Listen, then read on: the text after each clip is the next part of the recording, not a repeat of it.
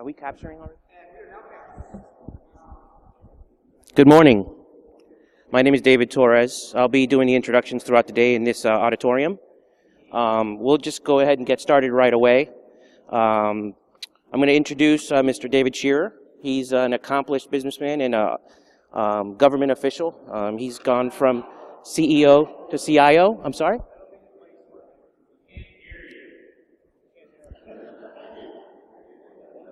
Test. Can you hear me?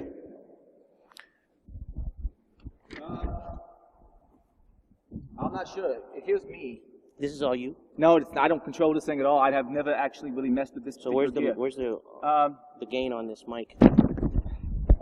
These folks, microphone. Where's that actually running to? It's running right into this. Okay. So I can turn it up here and keep speaking so I actually hear it. Test. Test. There we go. Sorry about that. Good morning. I'm going to start over. My name is David Torres. I'll be performing the introductions in this auditorium for most of the day. We're going to get right into it since we're running a few minutes behind. I'm going to introduce Mr. David Shearer. He's an accomplished businessman and government official. He's been in positions from CEOs to CIOs. And so without further ado, Mr. David Shearer. Thanks, everybody. So good morning. I'm the Executive Director for IC Squared, recently replaced Tor Tipton, and so I'm fresh off of that transition, and I think he may be roaming around here at some point today, so we may have an opportunity to bump into him. I wanted to kind of spend some time, louder. I wanted to spend some time talking about finding common ground within the industry and beyond. So I'm going to cover a little bit of an update regarding what's happening with ISC Squared, and then kind of take off on some of the concepts that Kevin talked about just in the plenary session, and see if we can't drive it home. I mean, one of the key things is that you see partnerships that are developing within the industry that a few short years ago you wouldn't have envisioned, and that's a really, really healthy thing. And I think one of the other things I'm going to tell you is I'm not going to go on and go on and on about how great ISC Squared is, right? There are lots of people, there are lots of games in town. You know, we have things we need to improve upon. We think we're good at some things. We need to get better at others. So it's not just going to be a spiel about all the great things we're doing. It'll talk about some other opportunities that we have for collaboration. You know, so it's great to be here at BSides. Kudos to our chapter and BSides for putting this event together. We've got roughly, I think, 1,000 members here in the Tampa area. Almost 3,200 in the state, and our chapters are growing, so that's good. Florida, we have a good representation there as ISC Squared, but there's also a lot of other great information security and cyber you know, organizations and talent within the region as well. So we're proud that our headquarters is here in Clearwater, but we are an international organization, so our board reminds us that, you know, it's more than just the United States. So we'll talk a little bit about that when we advocate for the membership and the profession. You know, it's a global issue that we're working on. So the presentation, I'll talk a little bit about some other collaboration opportunities, but even to the degree with our board of directors, I think probably 2 or 3 years ago, many would be surprised that Jennifer Manila would be a member of our board. And she was one of the 4 main members that got BSides off the ground. And so now she's been on our board in her 2nd year, and she's doing a lot to advocate for the membership and for the profession at large. So there's more collaboration happening within the profession than we've seen in the past, and that's a very good thing. So relative to ISC Squared, just to touch on it, we have this big, hairy, audacious goal of trying to inspire a safe and secure cyber world. And obviously, we can't do that alone. I mean, it would be great if we thought that we could have members and everybody on the planet was an ISC Squared member, but that's probably a foolish brag. And so we understand that we have to do a lot of this through partnerships. So we'll talk briefly about that. Inspiring the safe and secure cyber world, we really take those words to heart. Words have a way of unifying people and uniting them around the common cause. I think you heard Kevin over there uniting around how we could help self-police ourselves, looking at how we have a higher bar for ethical standards, those types of things ISC Squared believes in firmly. And I think he mentioned some things relative to our code of ethics, and I think we can constantly improve that. So I'm going to take some of his words back and check into some of those statements to find out just what that is. And that's what's great about these types of events, right? We get a more casual setting, we get to share ideas, we get constructive feedback, we take that back and we try to improve. So providing credentials to our membership and to the community is a key part of what we do. So coming on down the list here, talk a little bit about some things that have changed. Most of you are pretty well aware with our CISSP and our concentrations. So that's been our most popular credential by and large. So much so that often ISC Squared as the company behind CISSP is dwarfed by the absolute popularity of CISSP. But we do have a plethora, well, not a plethora, but a group of credentials that we think, looking at information security, you have to look at it from a holistic perspective.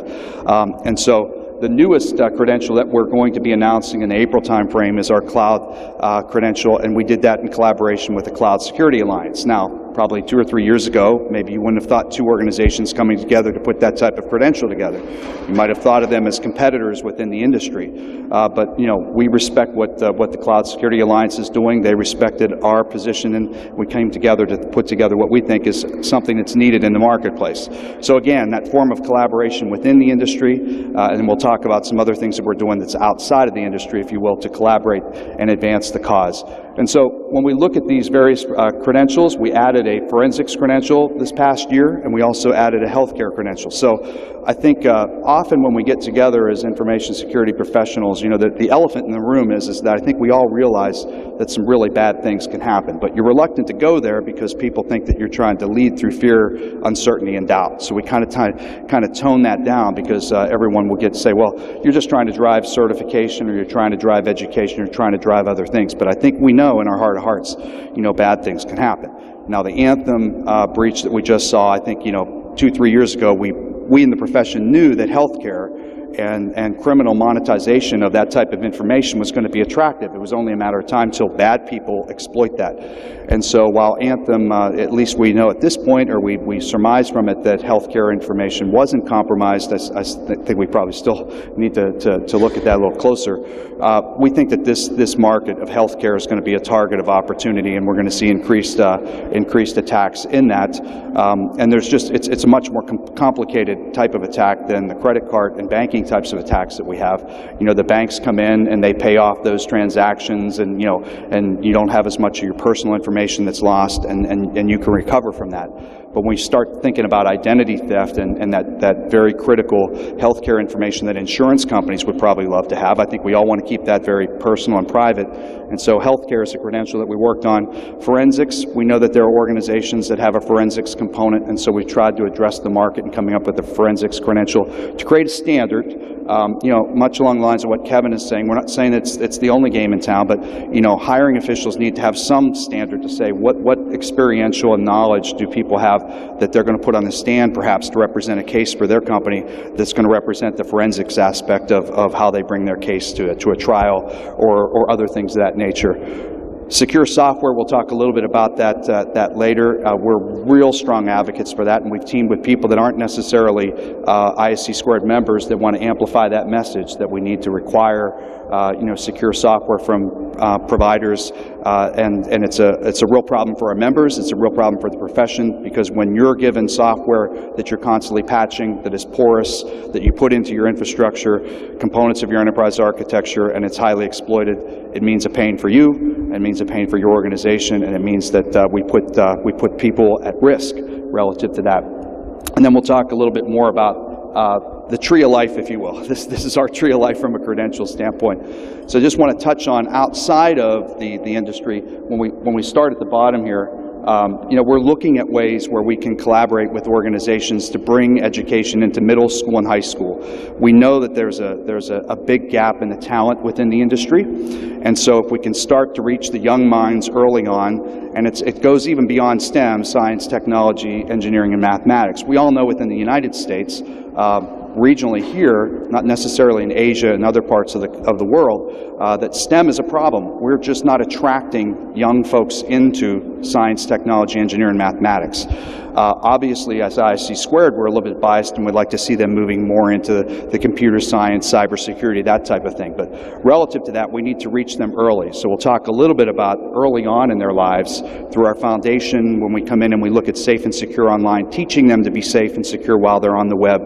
and maybe reaching them and getting them intrigued with the profession itself, so that maybe down the road as they get into a middle school, high school, and if this curriculum is available, we can have an on-ramp to get them into the profession to help meet the needs of the industry and the lack of the information or the people that we need in the industry.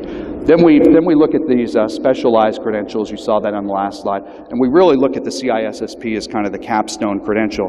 Now, what's happened a lot within ISC Squared is most people go after the CISSP, and that's a perfectly great thing to do. But the point I just want to leave you with, we have some other very, very high quality credentials that go through the same ANSI rigor that the CISSP does, and we think that those are specialized areas that can help you look at more programmatically. When you're a CISO in an organization, or you're putting a security organization together, or you're a CIO, I mean, I've been there, I've managed massive infrastructure, international infrastructure, I've put programs in place from scratch. If you're a CIO and you've got great perimeter security, that's kind of the old, that's kind of the old moat and bridge and drawbridge and high walls around the castle. You have to assume that they're already in, and you have to assume that if they're in, what you're doing to protect your information assets. You still have to look at the perimeter, but you have to understand that today, people will burrow in, or external entities will burrow in. They'll be very patient, and so you have to look at it differently. But when you're putting a program together, if you're out there investing millions of dollars in perimeter security, those types of things, and you're not looking at application security, you're going to negate a lot of investment. So programmatically and holistically, you have to look at the type of skills that you have to have with your information security program, and it's not just a one-stop shop. It's not just the question we get, well, how many CISSPs is it going to take to secure our organization? Well, isn't that a loaded question? You can't really answer that question. It may take no CISSPs. You may have a perfectly great security program and you don't have a CISSP. We recognize that. We think that it's a good credential for someone to have, but it's even more important that if you're not going to get these credentials, that you're at least looking at these disciplines within your information security program and understanding. If you take care of healthcare, you probably need people that understand HIPAA. You probably need to understand what those penalties are going to be that your corporation may actually be taking on if you're not meeting those requirements. If you're looking at forensics aspect, if you're in law enforcement, those types of things, you might want to have somebody that has some semblance of a credential that says that they've gone through some type of training, that there's some type of test that they've passed that said if you're going to put that person on the stand to represent your case, that they have credibility. And again, of course, we talked about secure software. So just real quick, and then we'll get on to the other portion of the slides. Benefits of our membership, advocacy for the profession. I'll just briefly touch on that. We just here recently, we saw some legislation or some modifications that were proposed for the Computer Fraud and Abuse Act, and that we saw that there were changes there that might put our membership and really the industry at risk, where they were going to preclude the use of certain tools that we would use on the good side of that argument because bad folks use the same tools. That's like saying somebody who has a hammer that can break a window and break into your house, we have to preclude everyone from using hammers, right? So when we advocate for the membership, it's in a number of ways, and we're hearing that there's some legislation in Canada that we have to look at as well. So we corresponded with the White House and expressed our concerns as to how we thought that would put our membership in a bad way, that if they precluded that. And I think to Kevin's point, when you have policy wonks, and I said we need policy wonks. I mean, public policy is just hard, right? It's easy to Monday morning quarterback public policy. I spent enough time in D.C. to know that. But when you have people writing policy that don't understand the operational implications, that's a dangerous mix, and spend enough years there where Congress would come out with unfunded mandates and say, make sure you're doing this by 5 p.m. next Monday, and they have no idea that that's probably a 2 or 3 year implementation plan, and with a lot of money that they haven't funded to get that work done. So we advocate and look for the profession. Sometimes that's at the government level, sometimes that's trying to bring people together to collaborate on things. The networking opportunities within ISC Squared, we're now over 100,000 members.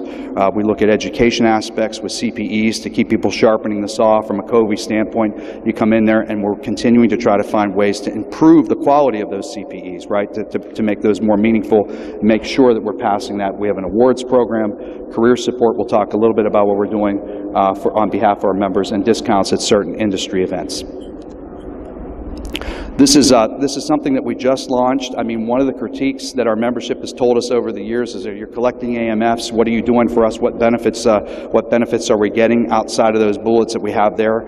And we're trying to switch the conversation that says, if you view and we know that everyone doesn't agree with this, but if you view the CISSP as a gold standard certification, we want our members to be the gold standard within the profession. So we need to give tools, we need to give opportunities for them to continue to grow and become the gold standard within the organization. So Security Central is an overarching plan that we have to start to provide tools back to our membership. And so we launched Vulnerability Central officially. We had a soft launch in December and a hard launch in January to try to give people tools where you can go through reams and reams of vulnerabilities, normalize that table, actually tailor it to the actual infrastructure that you have, so you don't have to look at all types of infrastructure and the vulnerabilities that are known, and in some cases early warnings of vulnerabilities that vendors have notified that there's something coming down the pike.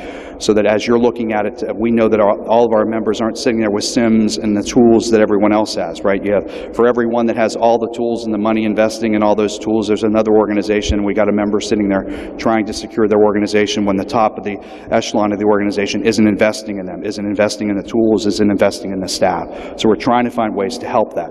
And we're trying to also going to be working on ways where we can give templates for business cases, templates that can help our members make the case for investment within their organization so that they can get better tools, they can get better staffing, standardize or at least starting place for position descriptions, those types of things, of what would take to complement their skills and put something in programmatically.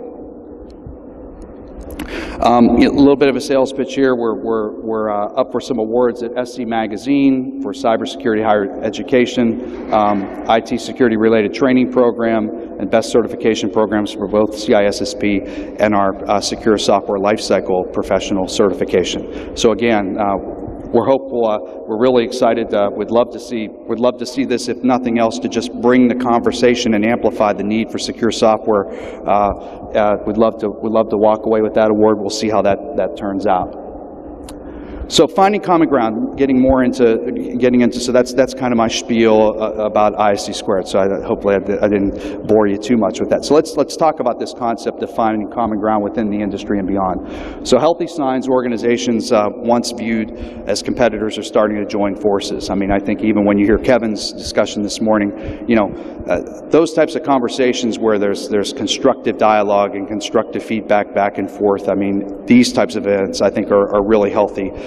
Because I think you only grow as a community as you're able to hear that type of feedback, internalize it, process it, and figure out what the next steps are.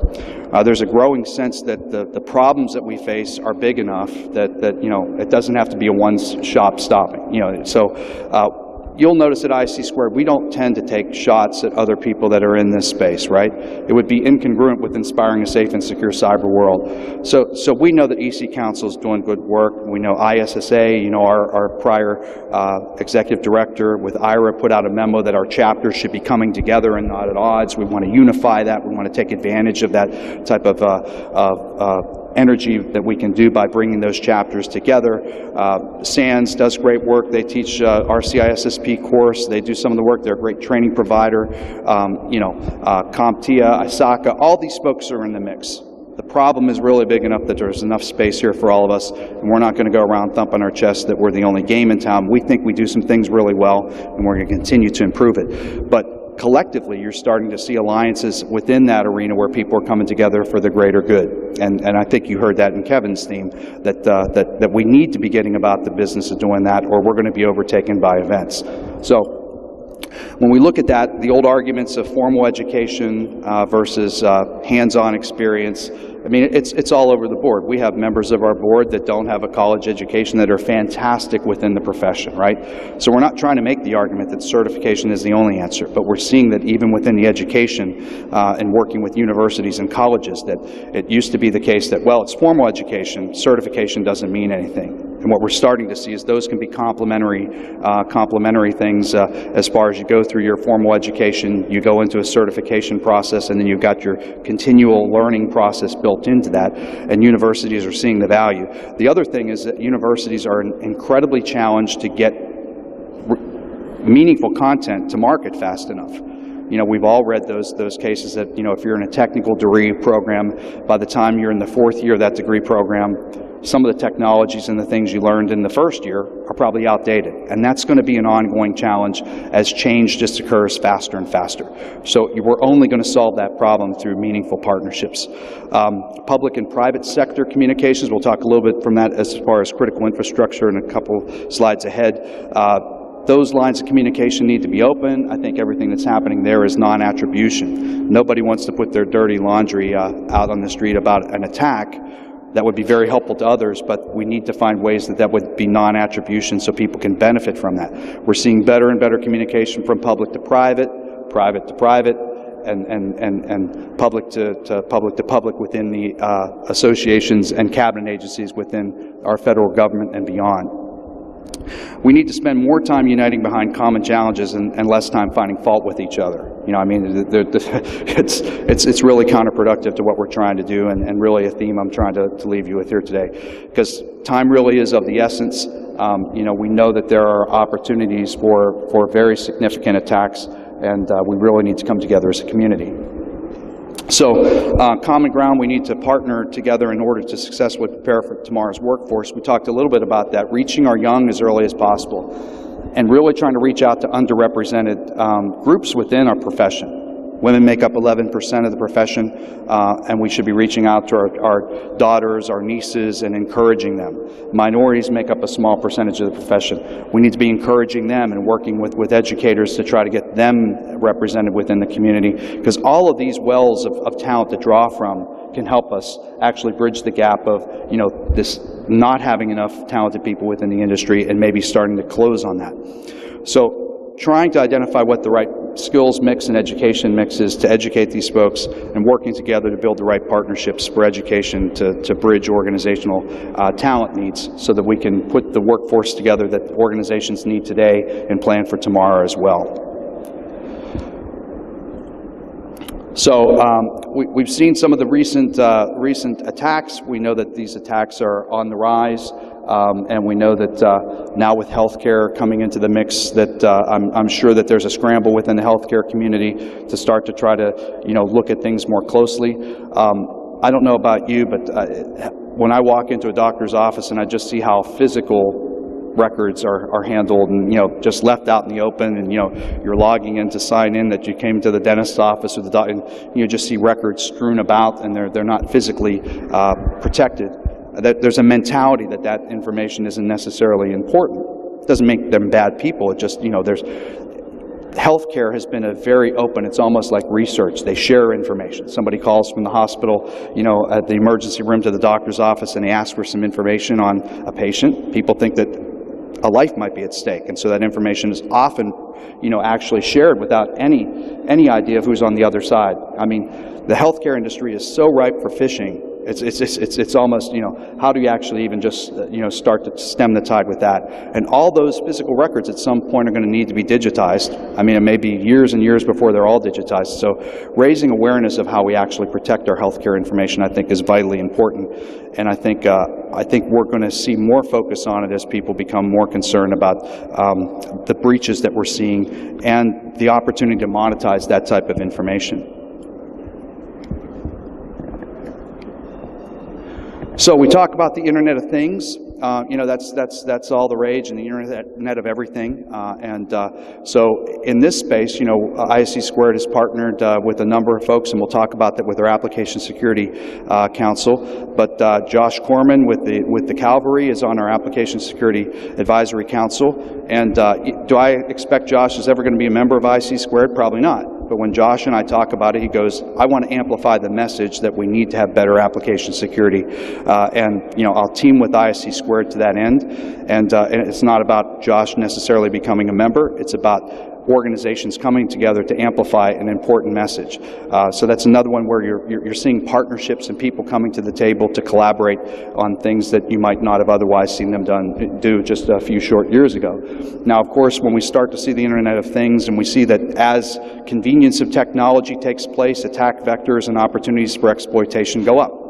It's always been that way. It's always been, you know, secure, accessible. So if you work in the DoD space and you know SIPRNet and you're working in classified systems, you know that those are air-gapped. You know the whole process that goes between that.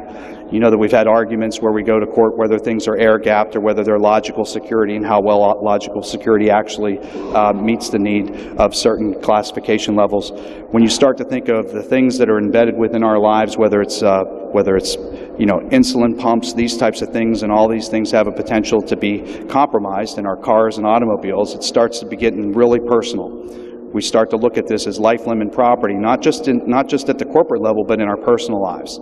And so we look at these types of things, and we try to collaborate with organizations to try to get our arms around it and try to do some positive things within this problem domain. But when you look at this and you consider, well, let me just touch base on this. So here's our Applications Security Advisory Council, and these are abbreviated versions of these folks. Most of them all have long resumes. But some of these folks are members, and some of these folks are people within industry that are not ISC squared members. They'll never likely be ISC squared members, but they're advocating for secure software. We should all be advocating for secure software. So it's not about a membership, it's not about one organization, it's about a community saying we need to demand a higher degree of security from people that are developing code, whether it's in-house or people that you're acquiring software from. We need to have a higher standard. We need to demand that higher standard. And we're open to have other folks that are interested in collaborating with us on this, and you can learn more about it at our website.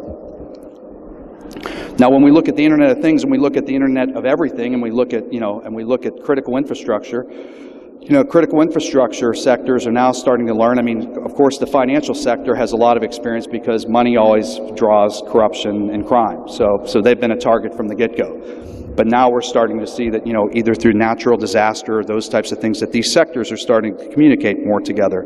They're starting to collaborate more together because they know that they rely on each other. If you look at the energy sector within the United States, for example, if you realize that 90% of the infrastructure of our energy sector is privately owned.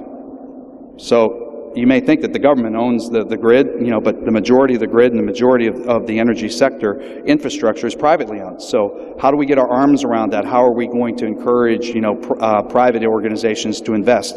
We've all heard about the grid and the growing number of populations and how it's overtaxed, and at some point, if it's not reinvested in and the amount of money that's going to take to bring it forward, there's some significant hurdles there. But when we start to think about the Internet of Things and the Internet of everything else, and now critical infrastructure, and embedded SCADA and industrial control systems, things that in DoD we dealt with for years. Embedded systems within missile and defense systems is old hat to the Department of Defense. But now we're starting to see it embedded into our way of life and actually in the delivery of common services. And so we need to start to take a very, very holistic view of that, and we need to be bringing people together in these sectors, opening up the lines of communication. And there's a whole opportunity here of not just within the industry of building a common ground, but with these sectors and reaching out to them, because in all of these areas you have IT folks, you have people that are working trying to secure the critical infrastructure. And much like Kevin was talking, next door earlier, we need to have some common goals and objectives that we're trying to achieve, because if you look at the basic weakest link aspect of it, any weak link within our critical infrastructure can have pivot points, jump-off points for other types of attacks. And so there's a great deal of opportunity for collaboration within the critical infrastructure sectors. We're starting to see that start to develop in the form of communicating, but there's so much more work there to be done. Outside of the industry as well, within the academic organization, we have our global academic program where we're bringing universities in that are trying to springboard their cybersecurity programs.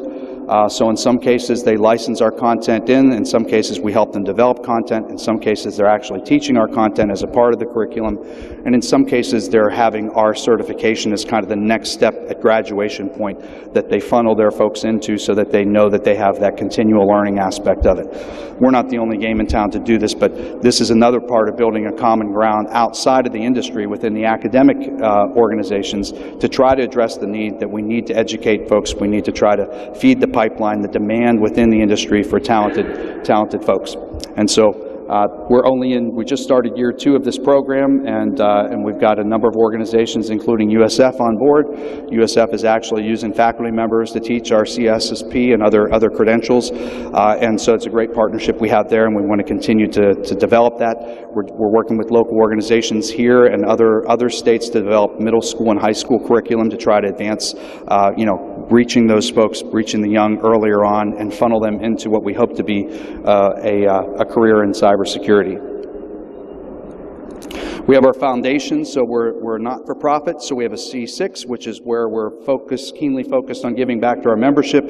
Our foundation is where we try to meet our social responsibilities. It's where we try to reach out to, and we have 3 specific areas there. We have our safe and secure online area, and that's where our volunteers, we have over 1,400 members that volunteer their time to go into classrooms, to go into churches, to go all over the place to come in to educate teachers, parents, students on how they can be safe and secure online.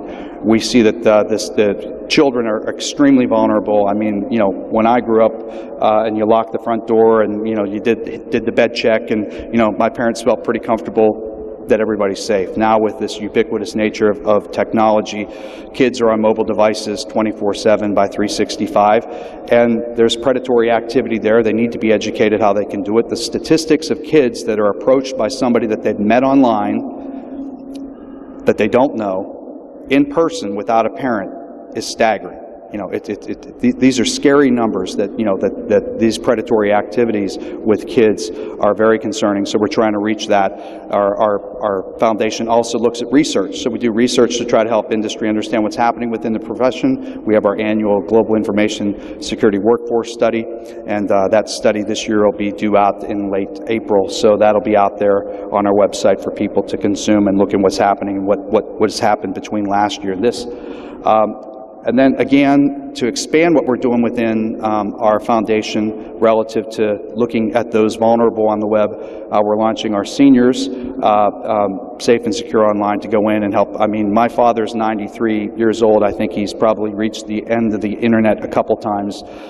He consumes everything on the web, and then I'll always see that he has like the Windows 7 registry unleashed, and I'm going, Dad, what are you screwing around with that stuff at 93 years of age?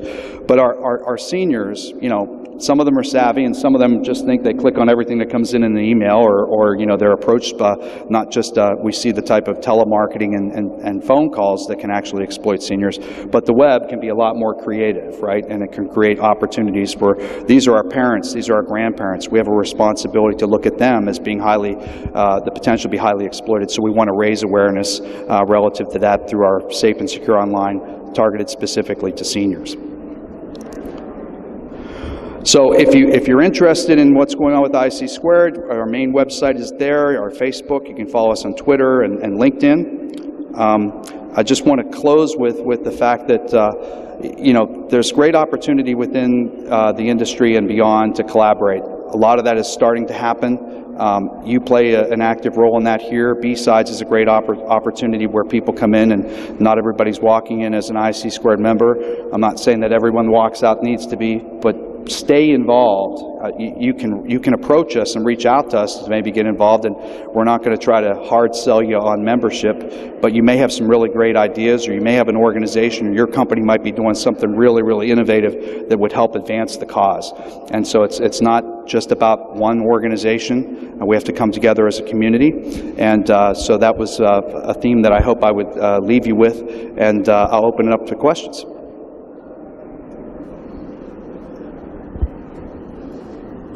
Yes, sir. Hey, David, you mentioned a little bit of the dichotomy between certification and academia, and specifically, for example, on the gentleman outside one of the colleges, like a case where he says, yeah, we got a PhD. No, but I'm doing this 30 years. It doesn't matter. So there's a little bit of, and I guess arrogance is the wrong word, but parochialism is maybe a better word in the academic community that looks at it and say, well, this is the credential you need to be credible here. However, as we understand out there, for those of us who operate in the real world, hands-on certifications and other types of programs tend to be even more meaningful. What can we do to bridge that gap so that not only the industry understands it, but people coming up into the career and the profession understand that there's a meaning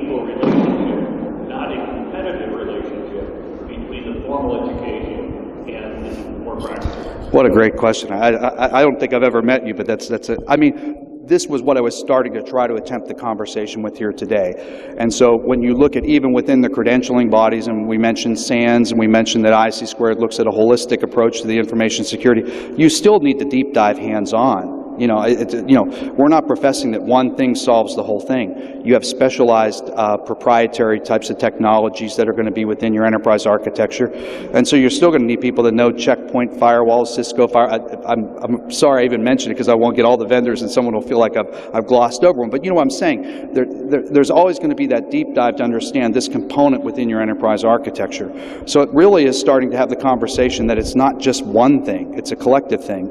And you're right. I mean, I really wanted to try to approach this group today to say that ISC Square, we're not trying to come from a sense of arrogance. We still have a lot of things to improve upon. We have content to improve upon. We've got to improve upon the services that we give back to our membership. But we're in the fight, if you will. We're fighting to break down barriers and bring people together that wouldn't otherwise be at the table trying to work on this. And we're working with academic organizations. And surprisingly, I see a lot of change there.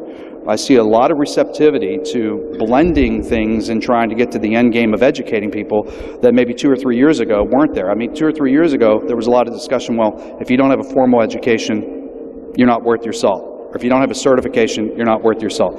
Well, how can you make those generalized statements? There are plenty of people that don't have a formal degree within the industry that are doing great work. There are plenty of people that are in the industry very qualified. They're doing really bad things too. To Kevin's point about the ethical aspect of it. So I think it's to answer your question, I think it's starting to have this dialogue here where you come into the conversation with the sense of humility that what we're trying to do is bigger than self. It's bigger than an organization, and that we got to try to get people to the table to work in complementary ways towards making meaningful change to inspire a safe and secure cyber world. I mean, anyone that's in that space, anyone that fits within those words, we're interested in working with and collaborating with. And my guess is academia is not going to reach out to you. It's incumbent upon ISC Squared to reach across. Well, to academia's credit, they are reaching out. Now, we've only had our global academic program in place for a year, just over a year. And there were some universities up there that you saw, but that list needs to be a lot longer. And so I think as people understand what we're trying to accomplish there, and they say that, you know, everyone's looking, well, what's their goal? What's their agenda? What's the ISC Squared agenda? And when they see what we're trying to accomplish, the barriers and the guards kind of come down, and then we get academics talking to academics. Dr. Ray Hayward, who runs our education department, is an academic. You know, she can talk to academics about what we're trying to accomplish from an education standpoint about raising the bar for people that way. And I think that when you're talking in the same language, I think that's breaking down some barriers. But we'll see. Only time's going to tell. But I'm telling you, we're seeing a tipping point where people are coming together in ways that we hadn't seen just a few short years ago. But excellent question. Other questions? Yeah, excellent academic question. Any plans on that collaboration, setting up some type of deal with Coursera or edX or something like that? I'm sorry, I missed. Massively open online classes. Like live online classes? Yeah, like Coursera, like edX.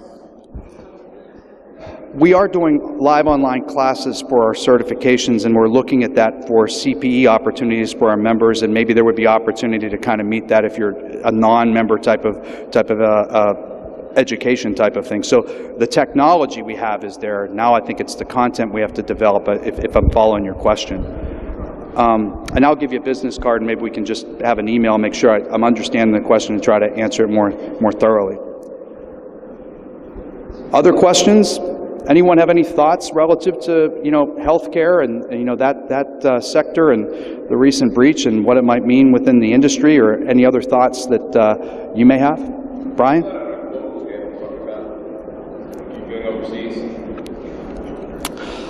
Well, we're doing, our board is an international board, so they remind us there's more than just Clearwater, Florida in the United States. And so our chapters continue to grow, overseas, just like they are here, and they're helping us take our word out there. And so we're working on that.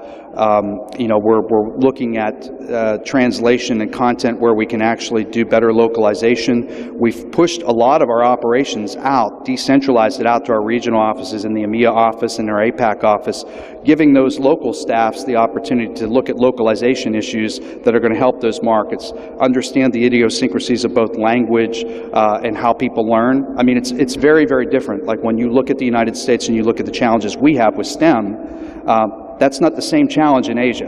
And so in each different region, there are idiosyncrasies relative to how you advance the cause of inspiring a safe and secure cyber world. So Asia, STEM there's a lot of interest in computer science and technology, engineering, and mathematics.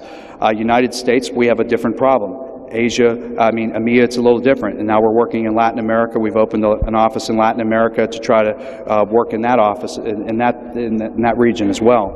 So it's trying to take these credentials and trying to take the concept of a holistic approach to information security and cyber and take that message. And we're seeing growth in those regions. Those markets are still, they're really just starting to take off.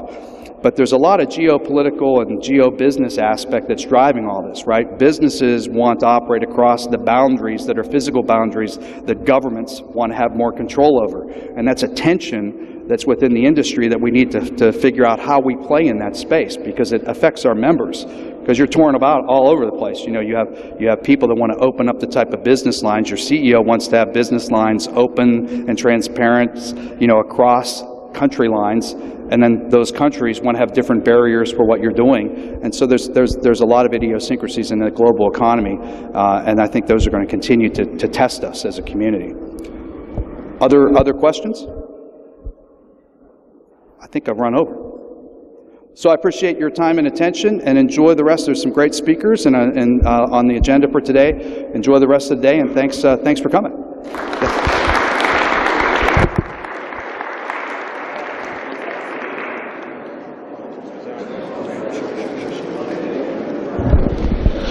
Good morning. Got some quick announcements to make.